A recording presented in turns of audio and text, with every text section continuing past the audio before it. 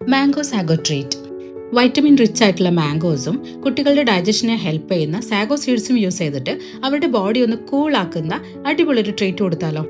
ഇതിന് വേണ്ടിയിട്ട് ഒരു പാനിലേക്ക് 2 ടേബിൾ സ്പൂൺ സാഗോ സീഡ്സ് അത്യാവശ്യം കുറേ വെള്ളം ഒഴിച്ചിട്ട് വേവിക്കാൻ വെക്കുക. ഇത് വെന്ത് വരുമ്പോൾ നല്ല സ്റ്റിക്കി ആയിരിക്കും. അപ്പോൾ അതിനകത്തേക്ക് കുറച്ചും കൂടി വെള്ളം ഒഴിച്ച് നന്നായിട്ട് വാഷ് ചെയ്തിട്ട് സ്ട്രെയിൻ ചെയ്ത് മാറ്റി വെക്കാം. ഇനി അതിലേക്ക് ആവശ്യമുള്ളത് നല്ല പഴുത്ത മാംഗോ ആണ്. അത് പീൽ ചെയ്ത് ചെറിയ കഷ്ണങ്ങളായിട്ട് കട്ട് ചെയ്യാം.